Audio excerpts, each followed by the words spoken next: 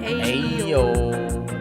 Welcome to Benchwarmers, a Woso podcast, episode 42, part 2. If you want a 42 player, we mentioned the only two that we could find in Woso. Shout out if you have any other 42s, let us know. But you just came from part 1 where we did our Liga F team of the season. I mean, it was we had a lot of fun. I mean, we had a lot of fun dissecting the Liga F across this season. We had a lot of fun vamosing, and we will continue to vamos so long as the Liga F and the RFEF keep running their show, despite the fact that they don't run it immaculately. But we are going to move to contracts, extensions, rumors, and retirements. We are going to start off with the biggest one. Obviously, we have to. I mean, that's just retention. That's how this works. That's how the social media game works. We're talking about the blockbuster deal. We're talking about 1.3 million pounds or 1.1 million pounds, 1.3 million euros, 1.5 million US dollars. Not all combined. That's just the same figure. I wish it was all three. They just paid in three currencies, but finally, the chosen Swede, the almighty Swede, the now Galactico in a way, the craziest signing of all signings. I really thought there was a Chelsea or a KANG on the cards. We have got Felicia Schroeder, the Hacken legend, the Europa Cup winner, hat-trick hero, moving to Real Madrid. Wow, what a big move. Alongside Bierenstein, I mean, two Woso legends in their own right, different parts of their career, different trajectories. Obviously, a number like that isn't attributed to many players, and it is a huge figure, and we'll talk about that. But what do you do you think this has any effect on the exodus that Real Madrid is having right now? I think that this is going to have the effect that Real Madrid want to have, and that being future-proofing and wanting to build something. And I think that this is the way to do it. I think that this is an incredible player at the age of 19 who's showing levels that we're seeing from far older, far more experienced players. Yes, in a league that, of course, is not as, not as tough as the WSLs or the Champions Leagues, but she's done it obviously now on a European stage and has consistently been doing it in professional football basically since she's been 16. But Schroeder is one of those talents where I think that you can build a squad around her, but simultaneously she can build around a squad. I think that she has a lot of room to grow, but I think that at Real Madrid, yes, it's not the Lyon, yes, it's not the Chelsea, and we can talk about the ramifications of not signing her for both these clubs, but I think that being at Real Madrid, of course, there is the caveat of you're not going to win much, but you can improve yourself as a player. We've seen it with Caroline Weir. We've seen it with some of the players who are, Real Madrid born and bred, Olga, Navarro, etc. Those players have done it and are doing exceptionally well at Real Madrid, outside of Real Madrid. Hopefully, Caroline Weir has a good season with Lyon and builds off her Real Madrid form. But Schroeder will see this not as the final destination. This is a stepping stone to a career that I hope to be crazy, insane. Savage. 1.5 mil stepping stone. That's a harsh thing to say. I mean, it makes sense, obviously, because, I mean, Real Madrid aren't on that A tier, that A plus tier. But I mean, the natural progression, she has to show it. She has to prove it. And with no Caroline Weir behind her, yes, I do think that Bierenstein, Caicedo, Schroeder, and Aitana is not a terrible front four, however they manage that. And then obviously having sense behind, if they sign Francisca Kett and Navarro, two very facilitating fullbacks, to do the business either side, would make for goals. And a player who knows how to score goals is Felicia Schroeder. And I think, I mean, as much as she was absolutely murdering all of Sweden at Hacken, literally 43 goals, 46 goals in 43 games. 42 games. Yeah, 45 and 42. Haaland numbers, no question about it. Can she do it at a different club? We're about to find out. Because let's be real, if she scores 32 in 30, then the next move is coming, right? You don't stay at Real Madrid too long. I mean, yes, it's a massive move, but it would mean that 1.5 becomes 2 mil next year. Like, it means she is all the hype. But also, she's 19. We have to remember that it will take time to develop like Spain is a better league than Sweden. It just is. And we will have to see that progression. I don't know. Let's do an early prediction. How many goals does she get in this Madrid setup? I'm going to say, like, let's say if Weir's getting 20 in all comps, I want to say I think 20 would be a good season for her. Oh, I'm going unders. I'm going 14, 15. I don't think that she's going to have Wow. the big breakout season that everybody expects her to. I think Crazy. that she has to adapt to what will be Champions League football, obviously the multiple competitions in Spain, facing up against True. tougher competition in Spain. Spain are obviously But increasing. 40 games, 20 goals in 40 I don't know games if is she'll one play every all two. these games. I think that they would be. No, she might come off the bench. She Yeah. might, like, I'd say Bierenstein Bernstein, could play exactly. could play in the 9 for the Champions League games, and then she could tear up the Liga F. Let's be real. But like Real Madrid, when they're not playing Barcelona, aren't winning games 1-0. They're winning 3-4-1. They're winning 5-1. And obviously with a worse defense, they're going to cop more goals, so they need to score more goals. And you don't sign Felicia Schroeder if you're not trying to replicate the ratios that she is capable of doing. And I think that she is one of the strikers of that ilk, of that new upcoming Rushmore of players that can definitely reach heights that we haven't seen in Swedish football for a while now. Like, yes, okay, Stina and a few others in that realm, that 2010, that late 2010s era into Stina and her success last year. But ultimately, Sweden haven't had the success of their early 2000s. And I think with a player like Schroeder heading the line of the youngsters, Monica Barr also sitting behind her. I mean, look, if Schroeder does well enough, I think Monica Barr is next. I think Monica Barr will be the natural progression. If Caicedo decides to stay, amazing. And I know she signed a contract, but any contract can be broken. But I think that's the motto. That's the feeling in my head. I'm just a bit skeptical of Swedish players moving up the ladder of European football, because obviously Felicia Schroeder is an exceptional player, but Vangerheim has gone to Manchester United, hasn't lit up the way that we expected her to. I'm thinking of the likes of Erik Stottir, Tamberg, Tanakawa. They were all playing in Sweden in 2024. They've done what they've wanted to outside of those leagues, but it hasn't been to the same level. And so we have this misconception that they will replicate those, big moments, big goals, big tally of goals as they move on. But that's just not going to happen. And I'm being quite conservative, yes, but I think rightfully so. I also don't want to put pressure on a 19-year-old to be scoring 20 goals when in the previous season she was scoring 45, because it's just it's irreconcilable. You can't be going 45, 45, 45 or 45, 20 when you're moving leagues, you're moving countries. This whole shift of her being a starting striker for Sweden as well. We haven't seen her do it for Sweden as much as we did for club. And I think that that's indicative of a player who's still growing and still wanting to adapt and change and evolve as a footballer. And we have to give her time to do that. And I think, it's a bit oxymoronic, because I don't think Real Madrid is,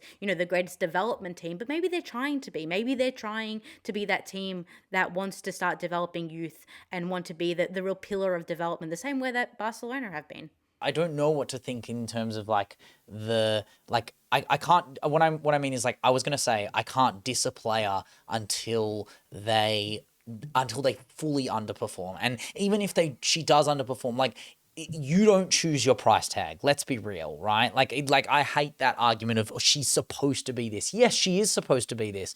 But like, if she's not starting in the 9, and then we can do the Claudinha Martinez thing at Spirit and say, like, okay, she is better than Cantore. And look, there will be a moment next year where we're like, oh my God, how is Bierenstein starting ahead of Schroeder? But it makes sense. One has European pedigree and experience, and one is 19 years old. And I think Woso is actually better set up for these 19-year-olds to be not necessarily like protected, but also neutered in a way that allows them to be the best players that they can be, but not necessarily at 19. And I think that's what Schroeder is. It's an investment. The contract's till 2030. It's not like she's going anywhere anytime soon, but that also takes her to 23 years old, which is where she'd want to be peaking. And then she can decide whether she wants Leon. I think it's a bit like Caicedo. I wouldn't want to see Caicedo at Real Madrid when she's 24, because I think that they would be stunting her growth then, because 24 to basically 25 is a 30-year-old player. And I think that 27, 28, you're starting to reach your prime and you're starting to develop beyond your raw talent. And I think Real Madrid maybe is there not the best place to be. I think that, the Caicedos, the Schroeders, etc., should then move on. But yeah, I mean, but we'll see how they are together. I think they're going to be the next combo. Like, she's just going to. I mean,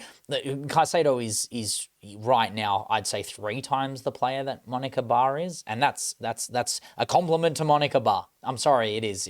Caicedo is arguably widely considered a footballer who would literally make every other team in the world better. Yeah, there's not many players for Real Madrid you can say that about. Weir is gone. She's the one left, right? Schroeder doesn't make every team better just yet. She doesn't start in every team. Caicedo does. Caicedo definitely does. Even in Barcelona, you would argue Salma or her, and you could easily make an argument for her over Salma, or even moving Pina centrally, and then you find a way to fit Linda Caicedo into any team, because any team that shapes around her is magnificent. But Schroeder will be one of the most exciting signings to watch, which is why we've spoken about her first. We're going to move into the next most exciting signing, am I right? Yeah. Nadine Reisen to West Ham. After the Cadena signing, basically, obviously, the next name I had in my head. Who was the next signing that West Ham get that make you go, oh yeah, that they should be at West Ham? Were they already not? Why weren't they at West Ham already? That's the real question. But Guarino has got a lot of experience to now work with, and I think it's definitely not a negative signing. I would say it's neutral positive. I would say it's not really a extensive loss for how she was going in her prior season, and I think it's not necessarily a grand benefit for a team like West Ham who need the support, but obviously Frankfurt is getting that miserly dissection and gutting of all their relevant players. I guess Frankfurt is getting cold, and I think that this is indicative of a system that very much, or an institution that very much wanted to jump the gun way too early. I think that they should have built further foundations before they thought that they were going to, make Champions League and have this incredible Champions League run and have these players that everyone desired, stay at Frankfurt and be this big team. And we talked about it with even the likes of Hayley Raso. I think that the movement of players, the decisions by the manager to start players and not start players has been not to the betterment of the Frankfurt team as a whole. I actually think that Reisen is on the plus side of that. She's increased her games, by about 11 games this season, from 21 to 32. Yes, of course, with the introduction of the Europa League, but more so because she's been trusted as their starting right back. And I think West Ham have not got the same necessarily problem at right back that they had 2 seasons ago. And that's mostly been with the introduction of the likes of someone like Hansen or Endo, whoever they want to play. But this is one of those incredible moments where you can bring a player outside of the big hotbeds of European football, have someone from, where is she from? Switzerland. Have someone from Switzerland. And bring her in and make her an Iman Benny 2.0. Have her be like that big 26-year-old. I was literally about to say the last fullback that came to the WSL from Switzerland wasn't terrible, I would say. And she's 19? I'd say the opposite. This is... This is a more mature option. I mean, you did say she's a right back. I actually think some of her best games this year are at left back. She can play both sides. She's a right back who's left-footed and has that dangerous right-sided cross with her left foot. I mean, she has very mature, very well-rounded player in the Bundes. Did it against Wolfsburg. That 3-1 win, 1 goal, 1 assist in the big games. That's a huge game to deliver that kind of precision. I think, I wonder in a physical league like the WSL, her ability to recover, her ability to intercept will be tested. She's not, I would say Frankfurt really suffered on that recovery run. The getting pressed. And I mean, when you're West Ham and you're coming up against Brighton are going to give you the ball and you are going to get pressed. But this also gives a little bit of an RIP to Balumu. I feel like this means Balumu does not play for West Ham anymore. By yeah. I mean, I'm sure Alyssa Thompson will be happy. No more hair pulls on that left side. I mean, if she's playing right back, maybe she'll Hanson's out. So depends. Yeah, exactly. Hansen. Yeah, exactly. Tuva is gone. But if she's playing right back, then yeah, she can sit there and do what she needs to do, Reeson. We are going to talk about two Aussies. We can talk about even a third Aussie at my club, Melbourne City. Alexia Apostolakis and Briley Henry, two players a part of our historic double in the dub, have decided to vamos to Europe somewhere. No, not necessarily Spain. They've just fucked off. But fair enough. You know what? Doing what Holly Mack dares to do. I mean, honestly, like, it's kind of tragic. Yeah. Like, how are these two getting moves to Europe before my GOAT HMC? MC Nomara, but Alexia Apostolakis is of the school of the Matildas that is a fullback who is so good, so physically gifted, also has the technical brilliance. Her future is literally Ellie Carpenter. It's literally the Ellie Carpenter model. Like, I think Australia develop amazing fullbacks because you don't need the technical giftedness that you need to play that up and down role. But Alexia Apostolakis does have it. And maybe it's just because her name is Alexia. That does help. But no, she's not Lorena. She is Apostolakis, and she is... I think she was spectacular this season. And then when she came back, I actually think she got kind of hard done by it because... don't get me wrong, Turner was great. Turner was very good at the end of the season, and Briley came back, and Briley did a job, but she also plays further up now. I think Briley showed her versatility at the end of the season. I think Briley Henry will have a good go wherever she goes, and Apostolakis will play a role. I don't know how Europe will be for her, but I hope she commands the respect she did in Australia, because I think everyone knows that Apostolakis is the real deal, especially in an Australia confines where our right back stocks are Charlie Rule, and that's it, right? Like, it's Charlie Rule, Ellie Carpenter, and then I think Apostolakis is next in line. And Charlie Rule is good, playing week in, week out for Brighton, and respect to her. But I think the ceiling, that is the ceiling. Charlie Rule is at the ceiling. I don't know if there's progression there, but I'm seeing the best of Charlie Rule right now. We are not seeing the best of Alexia Apostolakis because she's going to play the best football ahead of her from this moment on. I think Apostolakis was very hard done by at the end of the season. Basically, since February 20th, that was the only game she started until the end of the season, which was mid-May.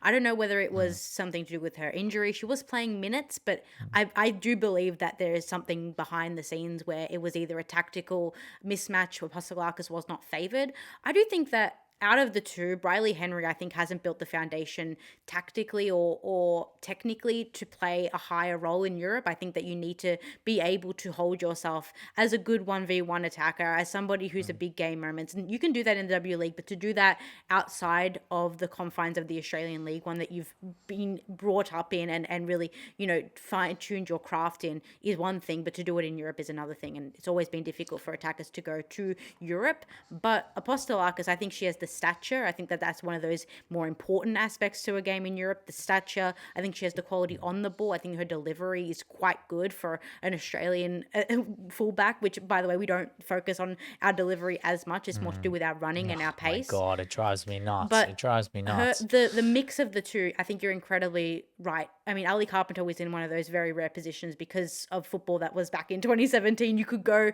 to the States as a 17-year-old and be starting. Obviously now the best moves for those two to go to the Netherlands, to go to Sweden, to go to Norway, and that's where hopefully they can become big European bit park players. But it depends. Do I expect Briley Henry to come back sooner than Apostolakis? I do. And that's not a slight on her. It's more of a slight of Australian football that does not encourage players to move overseas. Allah, Holly McNamara. So Allah. Yeah. Case in point. No, I don't know. I'll contest the Briley Henry shout in the sense of that I don't know. It's hard to come into a seat. Like she was she was stalwart in our side last season. 24, right? 25, We underperformed in the end of the season, specifically in the playoffs. And yes, we can yap about VAR all the way, and Central Coast didn't deserve it, all that yap. But the reality is, coming into a season later on after the big injury, when we're already dominating, we're already ahead, and we have to match it and we have to go after it. And she's had a big injury. She didn't start particularly well, and I thought the questions were asked about her. Is she the same player? And then she brought it. She totally brought it. From February onwards, I think she was pretty immaculate. Standout games were like the Brisbane Roar game, the Central Coast Mariners game, the Western Sydney game, when Western Sydney were back and firing into their form at the back end of this season. And then honestly, she was good in the final. She was really good in the final. Presses hard. She was playing further up, right? Like, you have to remember that this Briley Henry is, in my head, is a left back, right? Like, she is a traditional 4 at the back left back. But now she's put in this team with the 3 at the back, and she was going further forward. She's pressing hard. Like, when you've played fullback before, your left mid up and down roll, when you move into a 5, and the Matriciani ball helped her a lot.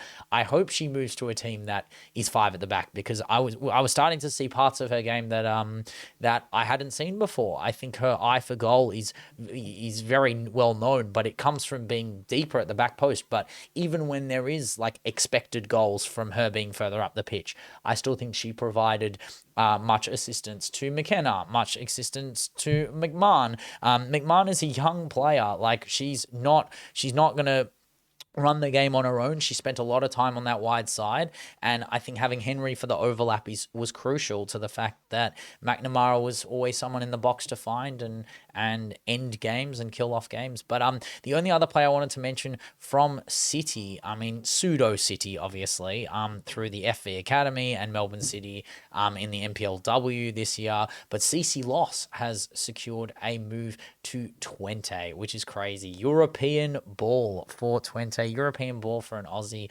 CC Loss, I mean, haven't watched much of her. I'm excited to see more of her.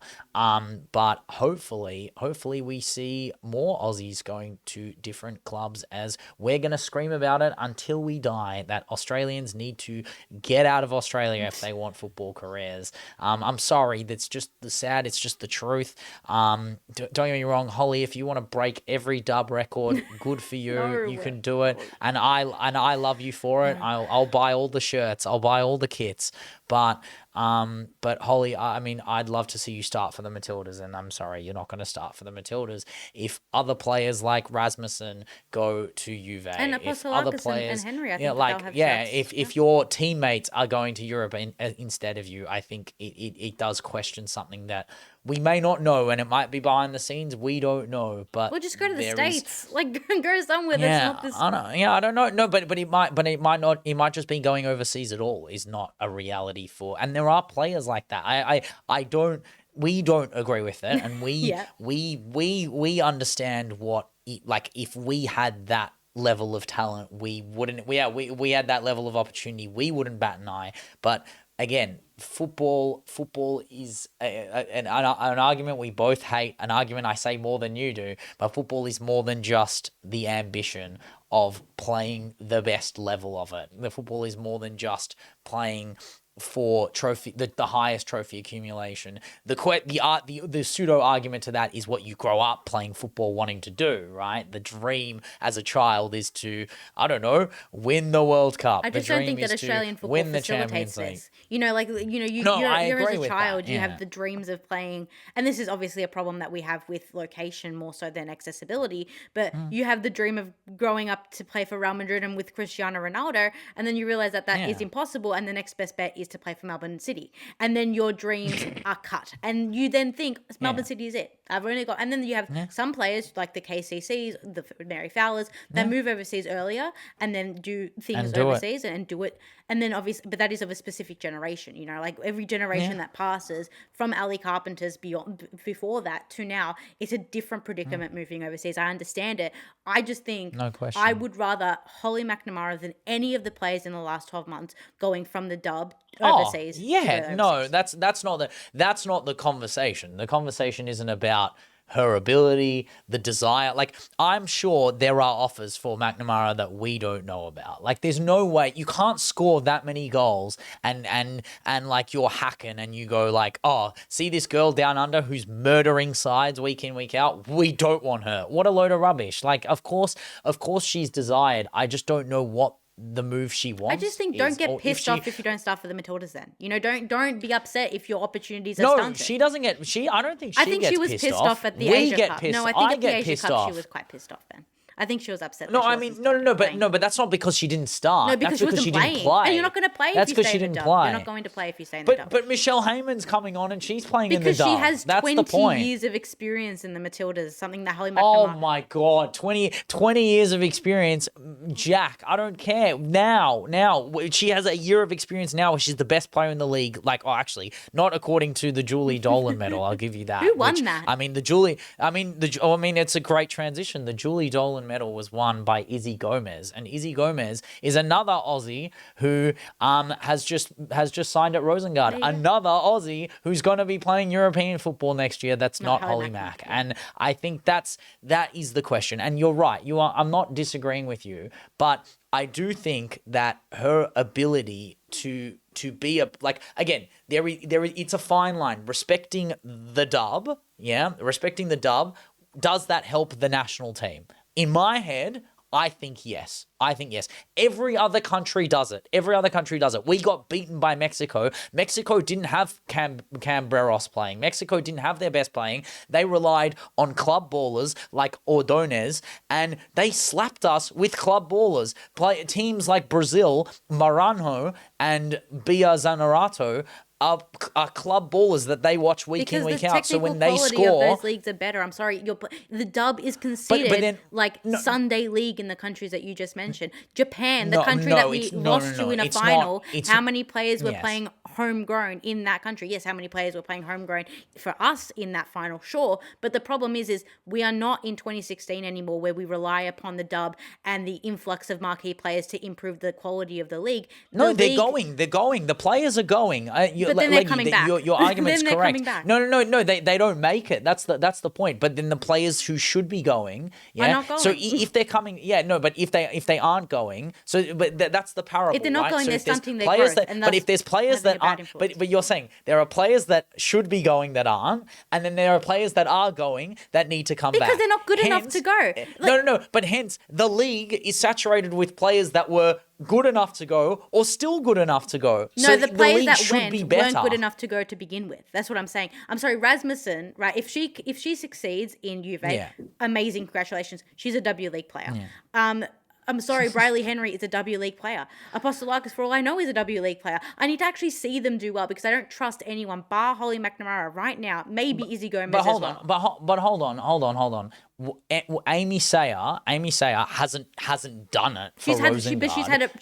She's at least embedded herself somewhat in the team. But you know who hasn't embedded themselves? Remy Simpson. You know why? Because she's Remy Simpson. But Remy Simpson, I understand, but also Remy Simpson is a style of footballer that isn't conducive to Monty ball, isn't conducive to European football, like very much conducive to the dub, and also in some ways the WSL. I actually think her stints at the WSL were far superior to the stuff she's done since leaving the WSL. But that's the physical nature of Remy Simpson ball. But I think that it is such a weird parable where, yes, I understand that the dub isn't the highest quality, but we're still we are 15th in the world, right? We are 15th in the world. Not because of the dub. No. But they came through it. These players come through the dub. You can't make the comparison between this isn't a Volpato situation where we have Italians playing for us. It's different to the Ninja A League. It's different. What was happening in the Westfield W League was players coming to the W League, experienced European players, improving the quality that we have here. Now with when do you think? So where do you think the cutoff is? 2023? No, you're saying 2023? No, way before. Okay, 2021. When City, 2021. When City lost Jess Fishlock, I think is the death of the league. Okay, so what about? So then explain to me Kyra Cooney Cross. Explain to me. That's Explain the to point. me. Kyra Cooney Cross Yeah. is one of the only players from the dub from 21, basically 22 Yeah. onwards to make it. But there's like 1 to 4 players who've done it. But that's my versus point. the 11 who did it before. If Kyra Cooney Cross is one, that means it's not an outlier. It's not an anomaly. It's the first. It's the first. It's just the trend. We don't like. I'm telling you now that there are players. Years, that is a crazy no. number. It's not. But it's not one. But one it's not one in 5 starter years. for the Matildas Leggy. in It's 5 not, years. No, but I understand that like Carpenter is on that teetering spot. I understand she was like Westfield, not Ninja. I get that, but she was still a part of like that. This ilk of fullbacks that are coming through are all going to be inspired to be the next Ellie or the next Steph, right? And I understand that like it won't happen the same way, but yes, we have this interesting blanket of like 22, 23-year-olds where Mary Fowler has made the move a bit earlier and has embedded herself in a side that is now a double winning champion. Would you consider Mary Fowler more not necessarily Westfield coded? I wouldn't count the or 6 games that she played at Adelaide as being I know exactly. I don't disagree with you, but the Asia Cup, the under 20s, that tournament where we kind of flunked out of, but those youngsters there are qualities there. They are good enough to end up in the dub, but the question will be the best of our youngsters, so the Eunices and that crop of players. Whoever gets the move earliest, like CC Loss, this is the chance. All of them are taking the risk, taking the opportunities. The Chids, the Winnie Heatleys. Heatley is dub coded by Ninja extension. And you call her the greatest success as a centre back for the Matildas? No, not necessarily, but she's also young. She's not fully immaculate maturity prime Heatley yet. I mean, I mean Scudetto winner, double winner, GOAT. Sure. But like I understand that there is a gap, but it doesn't mean that you don't respect the league in comparison to other leagues in the world, which we are commanding more respect. Hence, why would they be signing us in that way? Why are we getting further in AFC competitions? We made the semi-final of the competition, and then all of a sudden, 2 of our starting 11 are gone. This is what happens. This is what Europe do. They decide who they think is worthy, and then it's up to you. It's up to Alexia and Briley to make to make themselves mainstays, inexpendable to their European systems that they end up at. I'll be excited wherever they go, and we'll watch them and we'll keep on track of them. I mean, yes, in comparison to like Ivy Lewick, who is winning, the first Aussie to win a Europa Cup, the first Aussie that is 40 years old winning anything. Like, what a freak! But like, we don't know where we're gonna go in that way. But I am gonna move to Temwa, the GOAT of the NWSL Chawinga. Many say the greater Chawinga. I say the equal Chawinga. I say the equal Chawinga now. Yeah, I'm now a human of substance. She signed till 2029. She is not leaving the States anytime soon. What a baller! What a machine!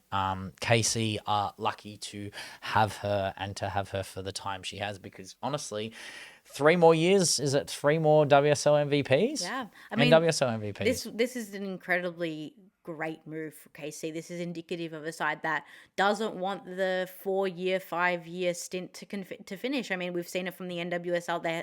There are champion sides that rotate and recycle out of prevalence or recycle out of notoriety or success in the NWSL. But I think, and from all that we've seen of KC this season and for the last few seasons, they don't want to do that. They want to reach the highest of peaks in the NWSL. And I think that starts with an NWSL win for starters, not just the initial ladder win, the ladder first position, but I think that they want the full NWSL championship. And I think they will get it. And I think Temma will only help with that goal being achieved. And I think she is one of, if not the most influential, probably one of the best players in the NWSL. And for them to keep them and ward off any European mongrels who want to come and get her. I think that's probably what happened. It wouldn't surprise me if, Felicia Schroeder got 1.5 million. Wouldn't surprise me if we got something similar with Temwa going to a big European side. On that bunny money, am I right? Yeah, That bunny money, yeah. No pun intended. Obviously pun intended. But we're gonna move to the next sonnet, not sonnet. The Emily sonnet. 2028 Gotham. Yeah, fair enough. Gotham are setting up the spine. Emily Setting Sonnet up shop. probably yes, probably starting for the US women's national team Again.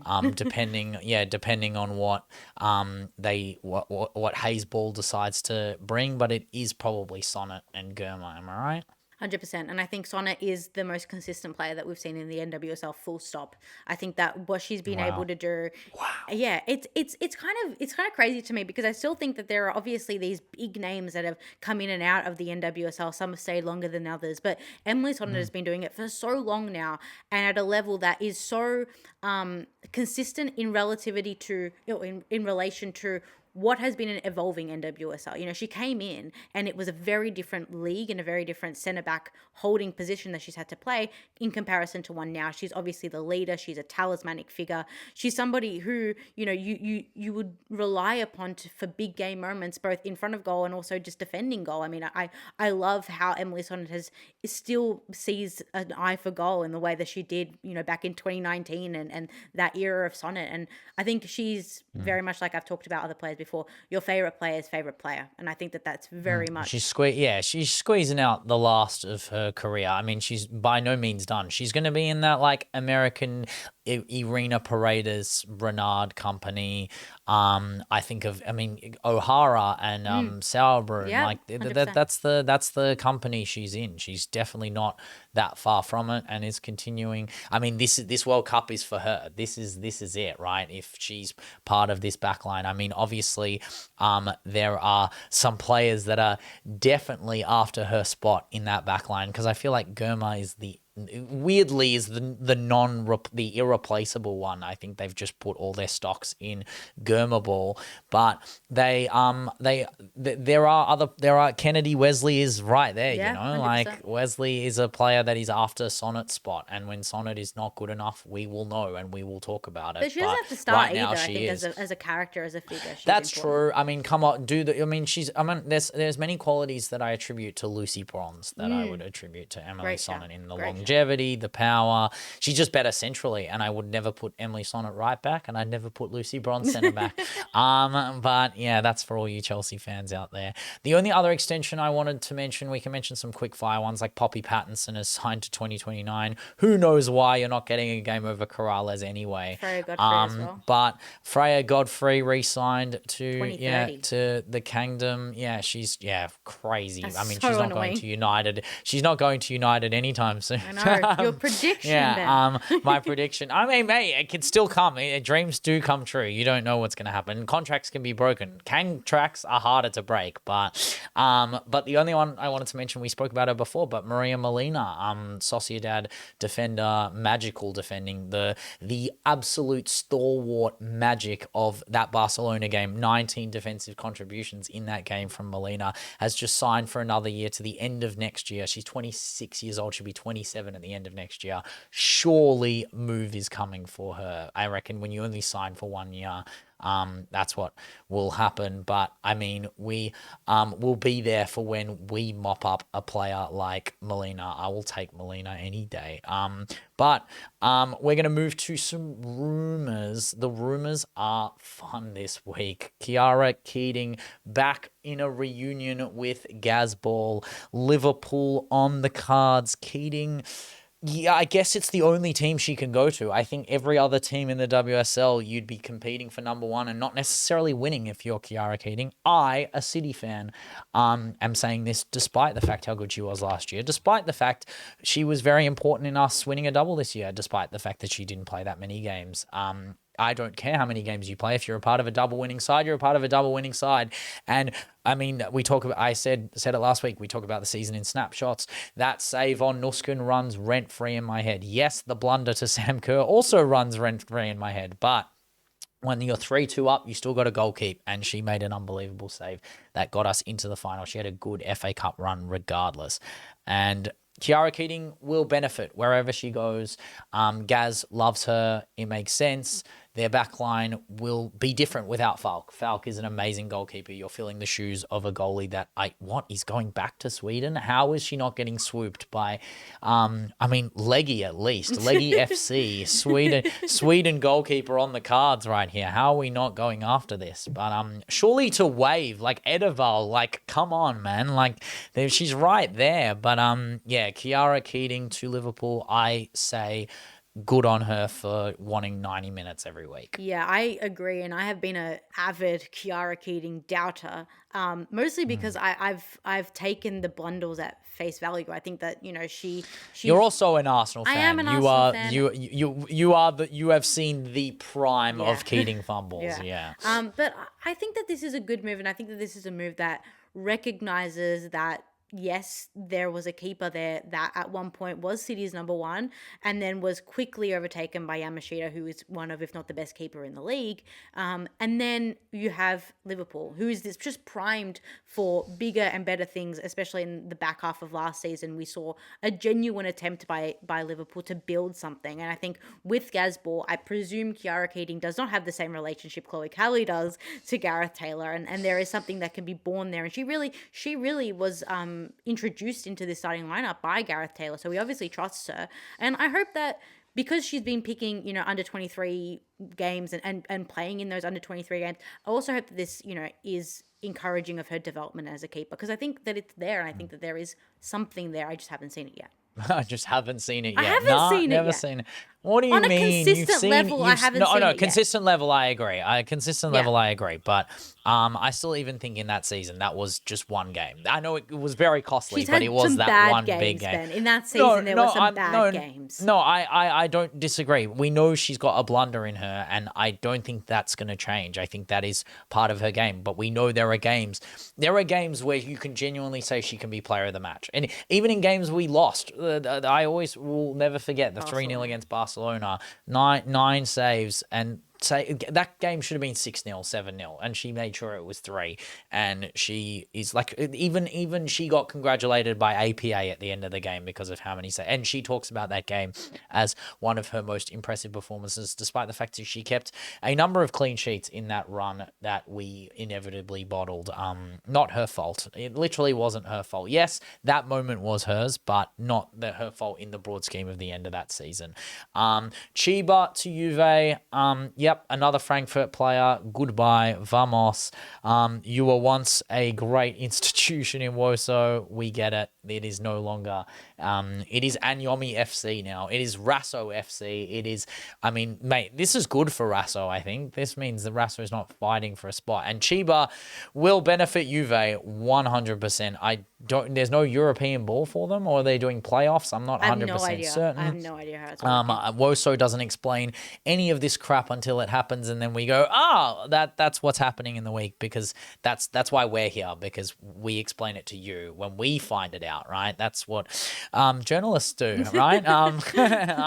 But yeah, Chiba is a great signing. I think Chiba, I can't really knock the signing, to be honest. I think she has the potential to score 15 goals in the Femminile next year. I think Chiba is in the ilk of someone like a Fujino, someone like a Tanakawa, someone like so explosive that I could see them bagging goals in the Juventus system, a Juventus system that desperately needs players right now, players that are going to work for the system, players that are going to hopefully build back something that is an institution in the Italian system, and I think that in the Italian league, and I think that Chiba is a kind of a bit of an unknown. Like we know her and we know what she's about, but she reminds me of those Japanese players that go off to the NWSL and you kind of forget about them and you can forget that they exist, and then they play in Japan and you're like, oh, this is the level, this is what we're going for. I hope that she doesn't get enveloped within this system the same way that we've seen from a couple of Juve players that have moved on over to Juve Juve and not gotten starting positions and thus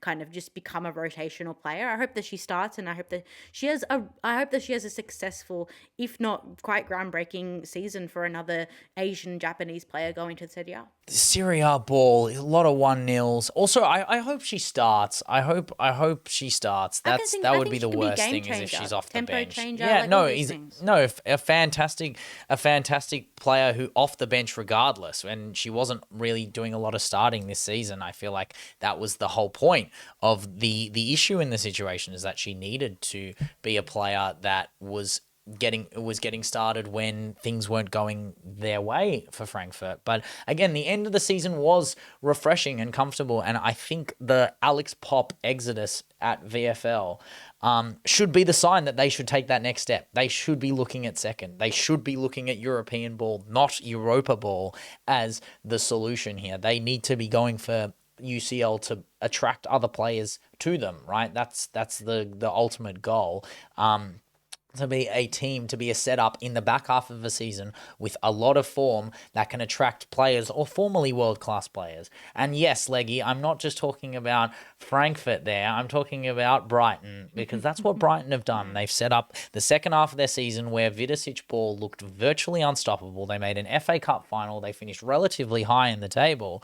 And who are they linked to, Leggy? Who are they linked to? The GOAT, the Arsenal GOAT. Yeah, Leah Walti. My lord, another Swiss returning to the WSL. Is there a bad Swiss player in the WSL? Let us know. I don't think there is. I don't think there is a single bad Swiss player. I don't even think there's a bad Swiss player in the EPL. I think every Swiss person that lives in England, every Swiss person that lives in England playing football is very good at football. So that's my take on this situation. And you know what? I am here as a City fan who hates Arsenal, hates Chelsea. I am here for when Brighton beat both of you with Fran Kirby, Super Frank, and Super Leah Walti, North London forever, and they team up. Chelsea's best and Arsenal's former best and Chelsea's former best team up. No one is safe. I love this move. My only trepidation, my only skepticism is that this is now a very old Brighton starting 11. We're looking at an average age of probably now about 28, especially if she takes over Simmons. The window's open. Simmons is the youngest player in that midfield, someone who Leah Walti would take from, a left-sided holding midfielder. That would have Leah Walti, who's 31, 32, alongside Kankovic, who's 30, Kirby, who's 32. Like, this is an older team. Do I think Walti starts? No, but I never expected her to start at Juve either way. Like, I always thought of her she was played a lot. She was playing a lot. And I always thought that the expectation of Leah Walti was like a leadership role, somewhere where she could hone her craft as even a pseudo coach. Like, obviously, Leah Walti is so much more than that. She is an exceptional player. I even said I'd take her back because of how much I love her. But Brighton is one of those teams where I think any player that goes to Brighton for any reason, whether that be development or leadership, is having a successful time. The likes of from Kirby to Simmons, they're having an exceptional time. And I don't know, I would have loved to have seen Walti and Michelle Adjeman play together if Michelle had stayed at Brighton for that loan deal.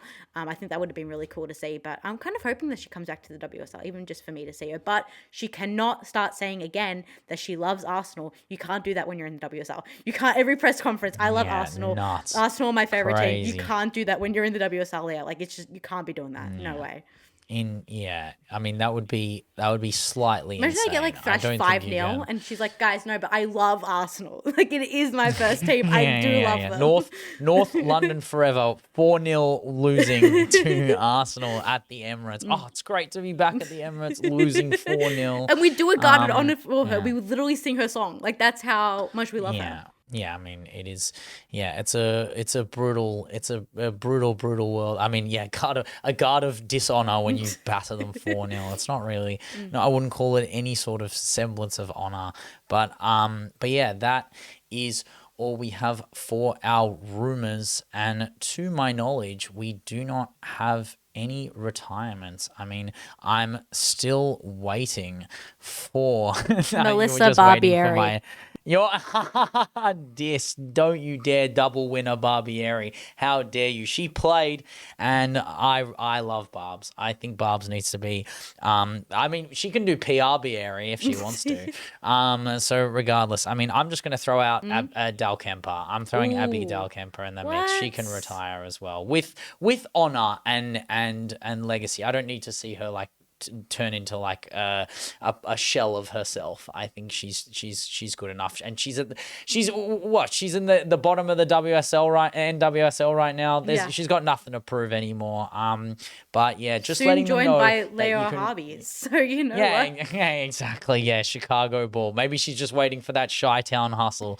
But that is all we have for our contracts, extensions, rumors, and retirements. And as we're going to move on to a swift, rapid, we did it last week, Woso at the World Cup.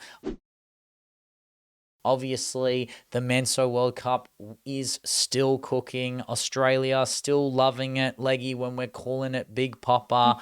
I mean, still loving Lids, still loving Emma Hayes, but we're going to talk about a few of the others who've been involved in the game. We're going to talk about, firstly, Katia Itzel Garcia, another female referee, refereeing the Tunisia-Netherlands game. I mean, a big game for the context of what Netherlands needed to do in order to manage the group. I mean, this Netherlands side were very solid. We had an own goal in this game. We had a lot of goals early on, very rapid fire.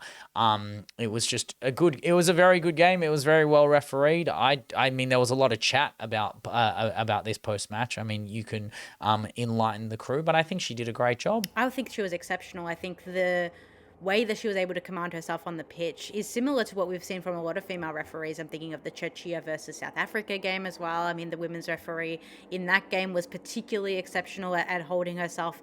But I also don't think like it's something that women's referees necessarily should need to do. You shouldn't be having to be like, I'm a woman stepping onto this pitch of 22 men. Should I have to hold myself? But I think in this game, exactly. I think the thing I remember most was the Reinders free kick to Broby for that goal, and the way, obviously the decision, but the way, like, I just remember her just running back, having a look at everything, making sure everything was good.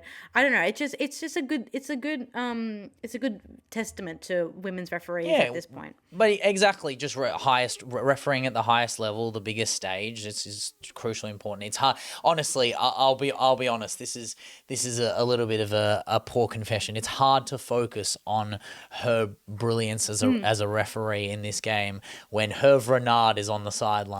Like, honestly, for Tunisia's manager, mate, the aura that was coming off, mate, the reason they stunk it is because they didn't realize Herve Renard's track record at Le Féminin, and especially against Dutch teams, and especially against Dutch teams. Yes, exactly. Yeah, horrendous manager in the sense of, like, obviously legacy. Maybe our manager's answer to like the João Felix journeyman. Like, he has really just been everywhere and done like every country on earth. If anyone wants to look up Herve Renard's his face career path as a manager, it's his face, his haircut. Yeah. He's the most beautiful man in football. True. I'm sorry, Leggy. Gareth Taylor can step aside the hair. The hair is beautiful. I mean, I think Gareth Taylor and Herve Renard should do a hair off. Like it's and they Jonas are the most Eidevall beautiful. gets to Eidevall, yeah. We can do a hair bracket another time. We can do a Woso manager hair bracket. Like Renee's but, bun. I mean, I'm kind of like rocking the Renee bun. Yeah, but no, I honestly, I'm not focusing on Renee's trim, to be honest. I'm focusing on the fact that she's never not wearing a bloody t-shirt and shorts. Like, mate, she's rocking up to like a barbecue in Australia when she's going to Arsenal games. She's lucky she's even got an Arsenal badge on the shirt, and it's always like a faded one. It feels like she's wearing like chromatic, wearing it to bed, like she's wearing to run. Yeah. Like, what's going on? It's so funny. No, because she's gonna run home. Yeah, She lives. of course. She probably She's doing lives the close pep. by. She's She doing the probably lives. pep. She lives at Finsbury Park, I reckon. But Herve Renard also Woso go in his own right. So shout out to Herve Renard for doing his business. The next from one goat to another. Am I right? Yeah. We're gonna talk about someone who's a little bit more decorated than Renard and Katia in Aitana Bon Mati. And more decorated than the Netherlands men's football team. More decorated than every single player that we've just spoken about for the entire last 20 minutes. Yeah, no offense to Walti, Gomez, Chiba, Keating. I'm sorry, all of you getting slapped by not player Aitana, commentator Aitana. Aitana in Mexico, Guadalajara, commentating on a multitude of games, not just one, and doing special comms in Spanish. I mean, yeah, just unbelievable. Is this her future? I don't know if this is what she wants to do. I think this is just a fun passion project for her to just be a part of history yet again, a footballer that can just do it all. I love it. It's good PR. It's good fun. And I don't know if she wants to manage, she can manage. I just listened to an interview. I don't know if it was her, but it was someone from Barcelona talking about that. I don't know if she's the most likely to manage. I think Patry is more likely to manage in that way. I don't see Alexia in that management role either. I see Alexia chilling post. Maybe she'll be involved in Barcelona or wherever she goes in any way she can be. But I think Aitana would be the best for the PR in my head. I mean, yeah, but I love Aitana's mind. I think that she's one of the most intelligent footballers on the pitch, off the pitch. I think that what she brings to now you sound like Pep. You're like, I'm in love with her. True. Me and Pep both. No, but I think that look, I can't speak Spanish, so I didn't understand a word she was saying. But what I do know, but I got bits and bobs. I got bits and bobs from thank you TikTok captions, closed captions. Correct. I think that it's awesome, but I also think that it's like really awesome to see women's footballers of this generation, because of previous generations we have seen women's footballers tip their toes into the men's game. But I like it that this generation, one that's tried to be very distinct from the men's game, also recognizing, especially in that Barcelona model, one club mentality thing, like that they can do it. I love to see it from Leah Williamson as well. The Arsenal girls, like they love to do it as well. And I don't know, I think it's kind of cool to have the women's players, the top women's player, having a dip into the men's game and recognizing that it can go both ways. And women's footballers aren't just geniuses or incredible at their own sport. They can recognize it in the men's game as well. 100%. And another player that's looking at a Ballon d'Or like etching at some point in the future if everything goes right for her.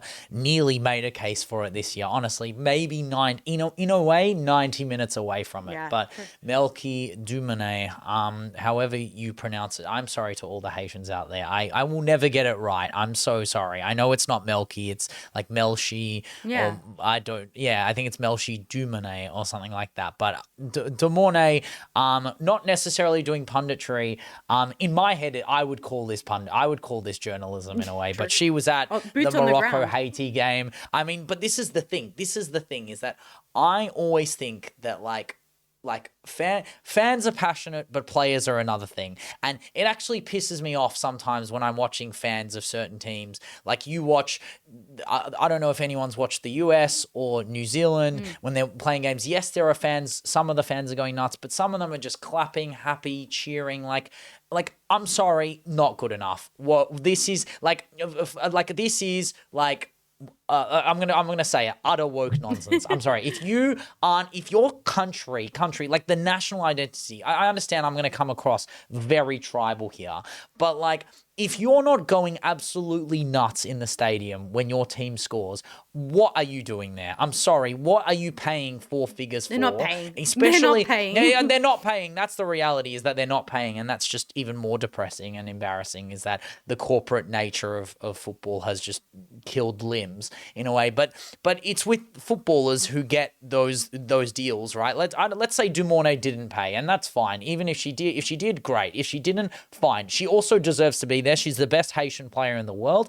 And when Isidore scored what I would say is the goal of the tournament so far, because it is goal of the tournament so far, she went fucking nuts. She scored, I genuinely thought like that she celebrated more for that than when she got that assist to Eula Brand to the semi-final. Honestly, both of them were like the same level of limbs and aura for her, despite the fact that one is a Champions League semi-final for her and the other one is a group stage game where she knows they're going out. Like that's what football means to people, and that's what I love most about football and football players specifically, is that they get it, and I can't say that I do get it. I don't. I'm not at the top level. I didn't play for very long. I don't have that connection to it, but do I have the feeling? Oh, fuck yeah. Like, you have to understand that, like, when Australia is playing, even when we're not scoring, like, I feel like that. When City's playing, everyone asks me, oh, how do you watch 90s every week? It's like, do you understand what I'm going through in a football match?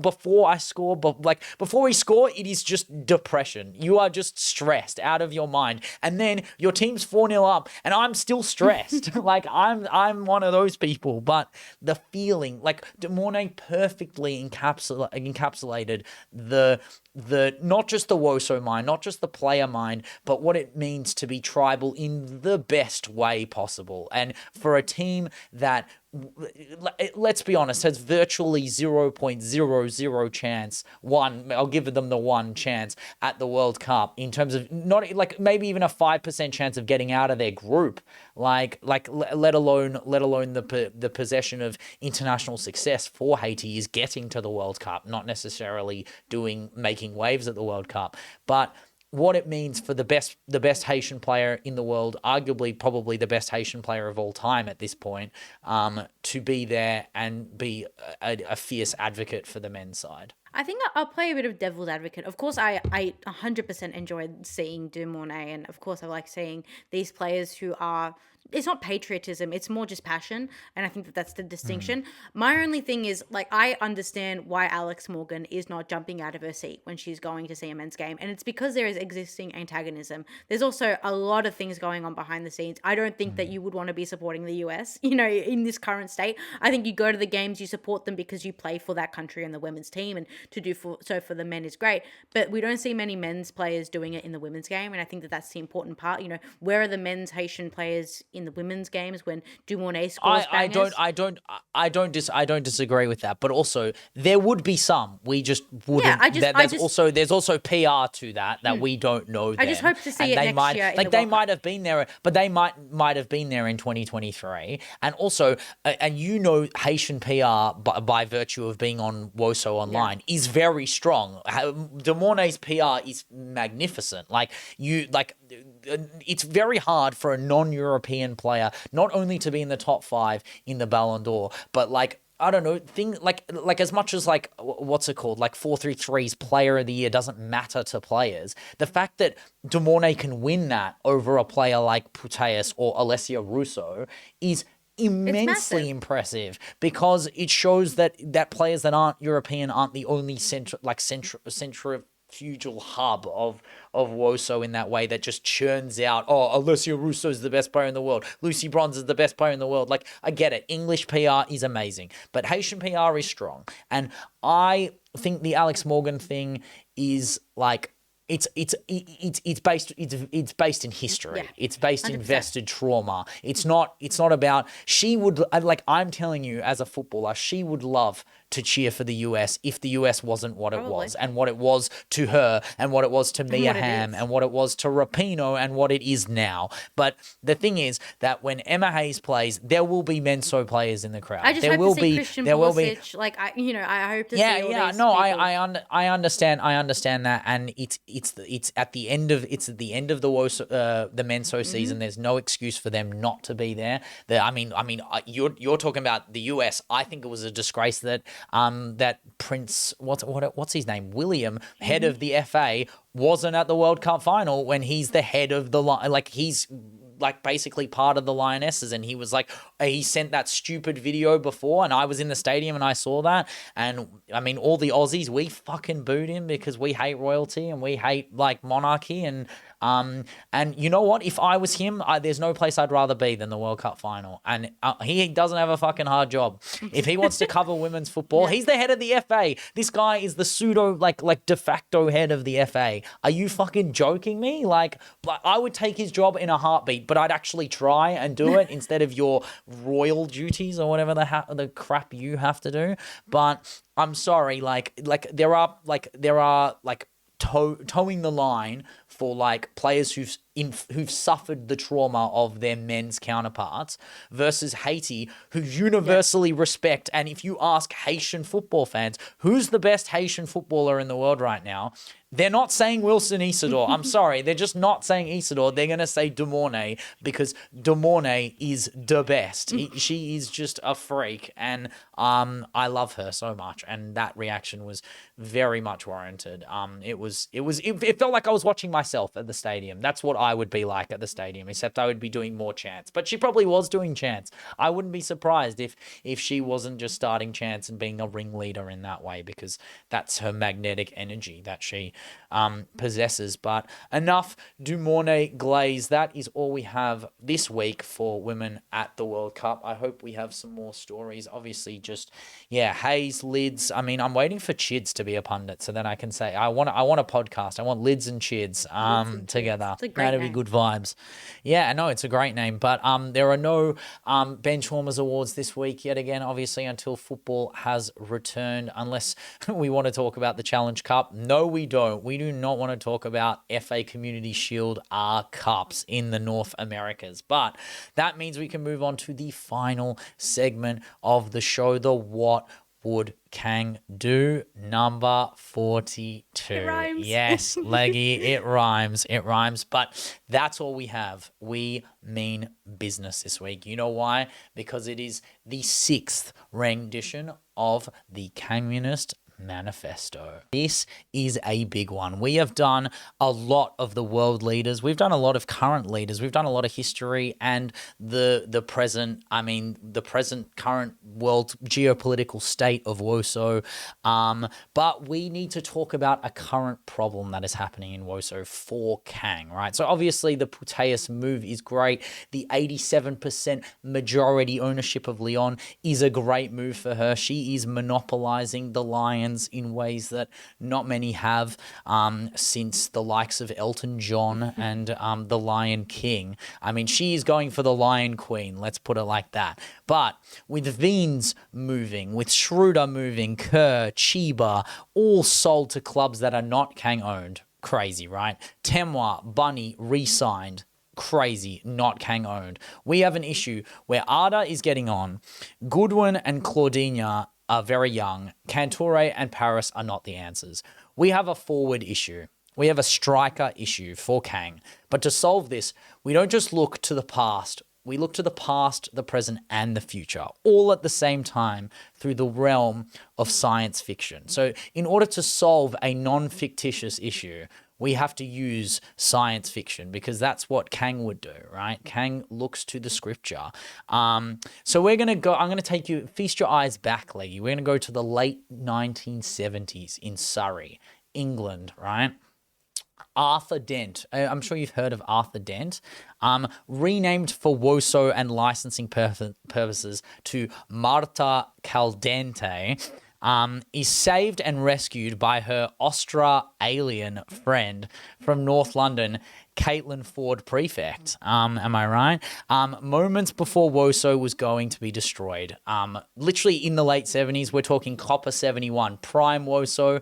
Does it really get better than that? I'm not sure. Like Supremo Cap, it was going to be over, right? We need to make space for a hyperspace bypass, or as Kang calls it, the Kang Institute. Let's be real. The hyperspace bypass is literally where all the oldies are going to go. But they roam the Wososmos, am I right? And encounter basic, bizarre players and answer the one question. The answer to the attacker's life, the Woso universe, and everything in between. Welcome to number 42. What would Kang do? The Hitchhiker's Guide to the Galaxy, more like the Rich Striker's Bribe to the Galaxy. 7 quotes redone for Kang's pleasure. I mean, what an amazing film, an amazing novel in sci-fi history, only Kang coded in a way that we know how to. I mean, this is Kang scripture by its own merit of 42 being a number that she needs to fill in the list. But let's start with quote 1, going straight in the manifesto. In the beginning, the Woso universe was created. Then Kang came in. This made a lot of people angry and is widely considered a bad move, but they don't know the truth about what she means to Woso. Douglas Kangdoms. Honestly, I didn't have to change that quote that much. No. Let's be real. The quote, the only things I added in were Kang and Woso. Yeah. I think the rest is all there. Like he's written it for her. It's all there to be had. The book is like, it's not like it's a new book. This is like Zooey Deschanel was in the movie. It's a 20-year-old movie where we're not even talking about ancient history here. But obviously we had Arthur Dent and Douglas Kangdoms talking about the ship. The ships hung in the sky as much the same way that bricks don't. So we've changed this a little bit of an amendment for Kangmunist pleasure. Is the shots from our strikers hung in the sky in much the same way that bricks don't. Kang might be referring to Marie Antoinette, Cotodo, Paris, and Cantore, who cannot finish for the Anglican Church. But when we're looking for a future striker, I think that's important to low driven strikes. We're not going for strikers who hung out to dry and hung shots in the sky the way that she does. But number three is a big one. This is a big one. It must be Thursday. I can never get the hang of Thursdays, right? So that is the most probably the most iconic quote from the show. But obviously the context, the Kangmunist understudy is that the reason they could never get the hang of Thursdays was because Kang wasn't there. Kang came along, brought a sense of safety to midweek European football for Lyon and in future LCL. Just need to work on not just the finals, but making sure that when LCL do finish in the European spots, that they're actually allowed to play. But obviously, Marda Dent-Mornay is quoted for that one. So, the Lions of the Galaxy are really looking for a striker. I think Ada just does need a successor, and there's no question about it. And whether it's the Claudinha shuffle, I think that would be a little bit of a Woso bypass in its own way. But number 4, I mean, the original quote, sometimes I've got the original scripture, sometimes I don't, but would it save you a lot of time if I just gave up and went bad now? Would it save you a lot of time if I just gave up and spent bad now? Am I right? Kang talking to us. Yes, Kang, if you spent bad now, we wouldn't have a What Would Kang Do anymore, which would be very, very sad. So, Kang, as much as we roast you, we want you to keep spending well because we need the show to work. We need something to work. Like for all the exploitation, you have to realize that she is rent free, not just in the Benchwarmers zeitgeist, but like my brain is only thinking like there is no religious implication to it other than the actual title of the show and the Kangmunist Manifesto. Yeah. No, it is pretty much all religious implication. So Kang, you have to realize that it's a weekly process. It's a weekly like pilgrimage in a way where I have to think about that you can't be allowed to fail. I'm not going to let you fail. That's the key. I don't think I think Leggy wants you to fail, yeah. but in a way that's conducive for Arsenal and like us having a little bit more equitable control of Woso. Not necessarily you like dying off. Like we want you to just do it right, I guess. I don't know. Is there a right way to do football club ownership? I don't think so. There's no Emma Hayes class writing about how to own club. That would be pretty good though. I would so watch that. But the next one, all right, the next quote, we've got the original quote here. This is quote 5. So obviously, I mean, when we're talking about these, the original one is, so this is we're going up to 42 here today, right? So we're talking about, this is actually 36, 37, 38, 39. This is number 40. So this is 40. 40, quote 40 in the manifesto, I'd far rather be happy than right any day. I'd far rather be making fiscal decisions that only I can do and validate solely than entire fan bases and spectators having the fan power and control to take ownership of their respective football clubs. Day.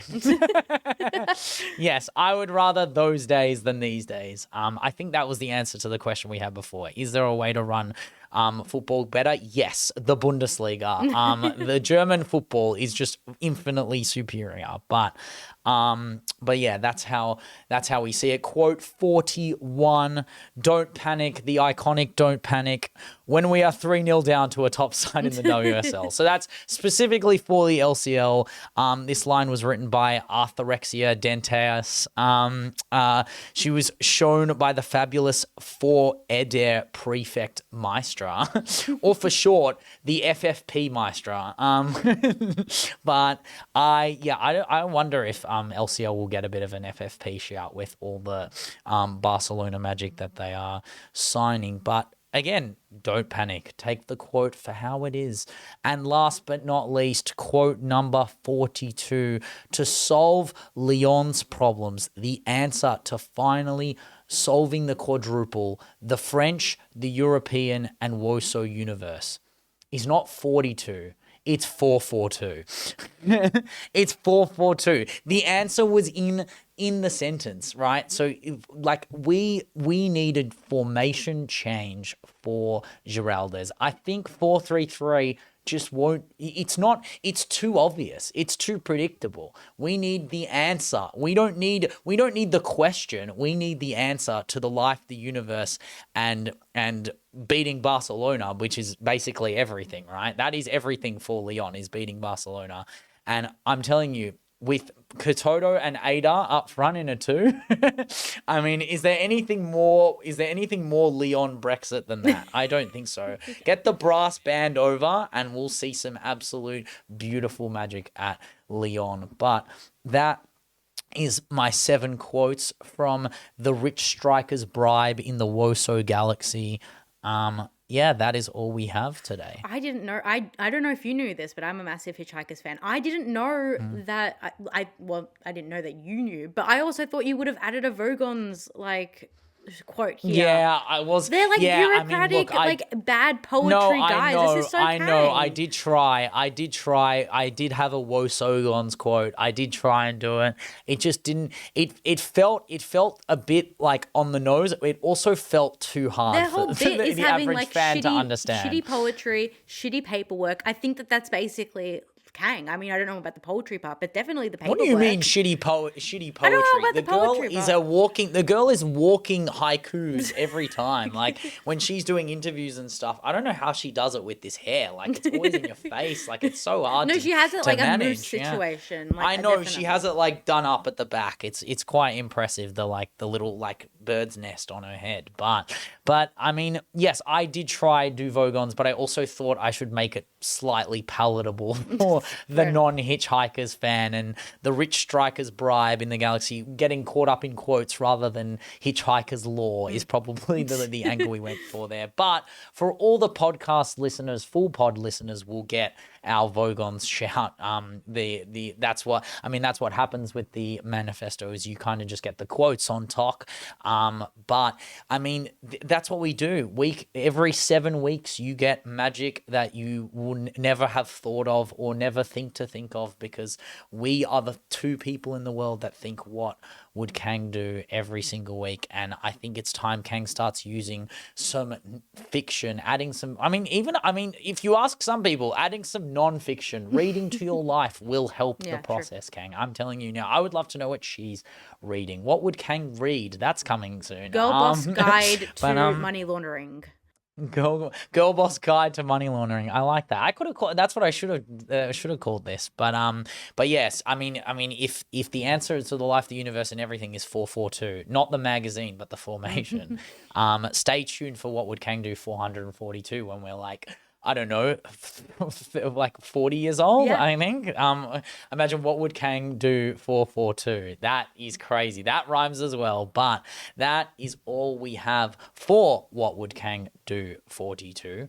And that is all we have for the podcast. We are on Instagram, Spotify, at YouTube and TikTok. On YouTube and Spotify, we do our full audio visual podcast spectacular. If you want to listen to us or see our beautiful faces and graphics on the full pod format, we will have a 3-hour magical show today, and we usually have a 3-hour show magical every single week that's on there. And the reason we do it is because we love it. We love Woso. Instagram is there for all of our announcements with our link tree that sends you to any single platform that we post on, including TikTok, for all our short form, better edits, longer edits. We love the support on there. We love the comments on there. Everyone who is involved in the Woso community is a part of Woso, and we love that you guys follow us, watch us, consume us. We are going to be doing this forever because we love Woso. We don't just cover we cover every league. We cover the top 10 leagues when they're on. We cover international ball. We even cover Menso. We cover Woso in Menso. We just cover every blade of grass when it comes to Woso, and that's because we don't just watch every second of it or every minute of it or every hour or every day. We cover every week. Every week. Every week. Every week. Thank you so much for listening. Keep those benches warm and have a great week.